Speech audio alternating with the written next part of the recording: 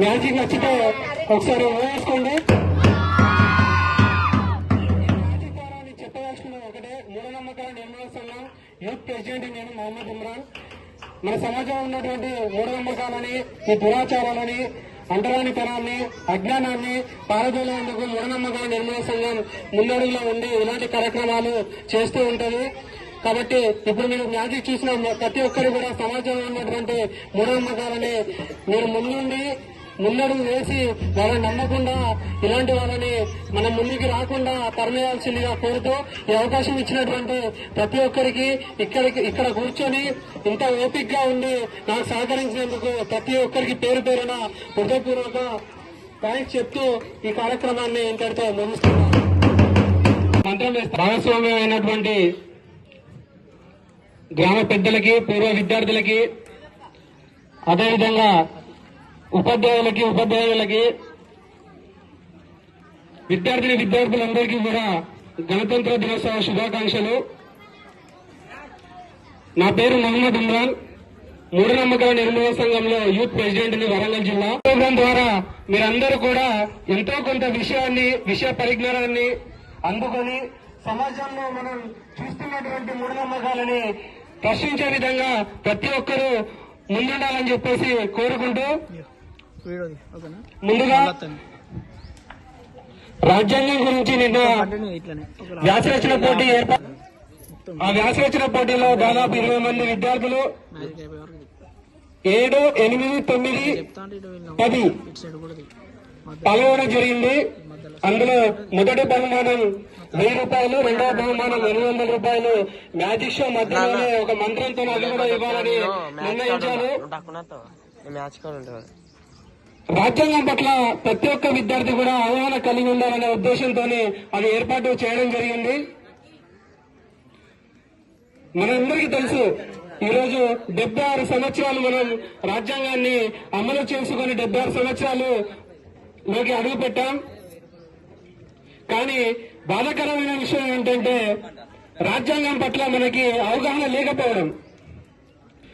నేను గత సంవత్సరం 75వ గణతంత్ర దినోత్సవం సందర్భంగా రాజ్యాంగాన్ని లైబ్రరీలో పెట్టాల్సిందిగా మన ప్రిన్సిపల్ మేడంకి ఇవ్వడం జరిగింది. మరి దాన్ని ఎంతమంది కనీసం దాన్ని పట్టుకొని దానిలో ఏముంది అని చూసారో లేదో తెలియదు, కానీ మొత్తానికి మన లైబ్రరీలో ఒక రాజ్యాంగాన్ని పెట్టుకోవడం చాలా గర్వంగా మనం చెప్పుకోవచ్చు. అయితే రాజ్యాంగం యొక్క విశిష్టత చెప్పే ముందు ఒక చిన్న సంఘటన, మన మూఢనమ్మకాల మీద ఒక చిన్న సంఘటన గురించి చెప్పి ఆ తర్వాత మీకు ఒక మ్యాజిక్ చూపించి ఆ తర్వాత మళ్ళీ రాజ్యాంగం గురించి మధ్యలో చెప్తూ మ్యాజిక్ చేస్తూ ఉంటాను. కాబట్టి ప్రతి ఒక్కరూ ఉత్సాహంగా ఉండాలి. మీరంత డల్ గా కూర్చుంటే మ్యాజిక్ ప్రోగ్రామ్ క్యాన్సిల్ చేసుకుందాం. ఉత్సాహంగా ఉన్నారు అందరూ? ఒకసారి వేసుకోండి. Super, thank you so much. ఆ ఉత్సాహం లాస్ట్ వరకు ఉండాలి. నేను మ్యాజిక్ చేసిన ప్రతి ఒక్క ఐటమ్ తర్వాత మీకు నచ్చితే తప్పకుండా వేసుకోవాలి. అదే విధంగా చప్పట్లు కొట్టాలి. ఓకేనా? అదే విధంగా కొడతారు. సిద్ధమా అందరూ? Okay, right.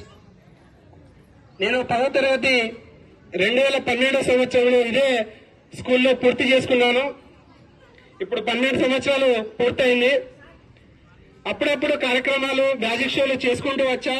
ఇప్పుడు చాలా సంవత్సరాల నుండి గ్యాప్ వచ్చింది. మన పాఠశాలకు నేను పరిచయం లేకపోవచ్చు, కానీ ఇప్పటి నుండి ప్రతి ఒక్క కార్యక్రమంలో ముందుండి భాగస్వామ్యం పంచుకొని అభివృద్ధి దిశగా నేను కూడా మీతో పాటు కలిసి ముందడుగు వేయడానికి సిద్ధంగా ఉంటాను.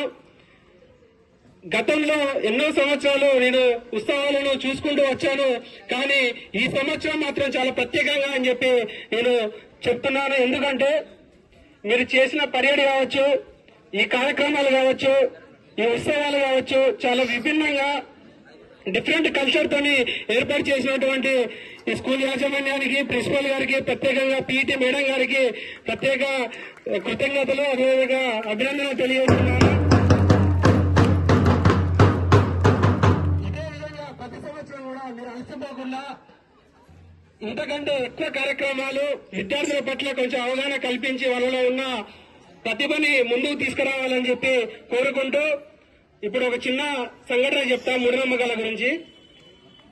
2012లో పూర్తయిన తర్వాత ఇంటర్మీడియట్ పూర్తయింది. డిగ్రీ చదువుతున్న 2వ సంవత్సరం చదువుతున్నప్పుడు నాకు ఫేస్బుక్ ద్వారా ఒక కాల్ రావడం జరిగింది.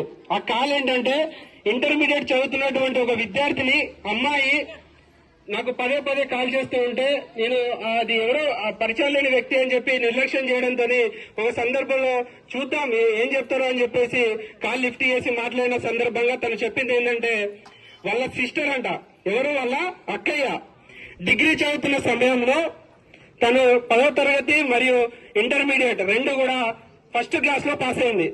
కానీ డిగ్రీకి వచ్చిన తర్వాత ఫస్ట్ ఇయర్ జాయిన్ అయిన తర్వాత తాను మానసికంగా కొంచెం డిస్టర్బ్ అయిపోయి తనంతట తానే మాట్లాడుకోవడం, పిచ్చి వేషాలు వేయడం, అంటే పిచ్చి పట్టినట్టుగా ప్రవర్తించడం చేస్తూ ఉన్న క్రమంలో వాళ్ళ తల్లిదండ్రులు బంధువులు అందరూ కూడా తనకి ఏదో దయ్యం పట్టింది, ఏదో భూతం పట్టింది, ఏదో మంత్రం చేసింది అనే ఉద్దేశంతోనే తనని మంత్రాల చుట్టూ, అదేవిధంగా భూతాలు దయ్యాలు అంటూ తిప్పేసుడు, దించిపోసుడు, ఎత్తిపోసుడు ఇవన్నీ మనకు తెలుసు. అవన్నీ చేసుకుంటూ ఉన్నారు.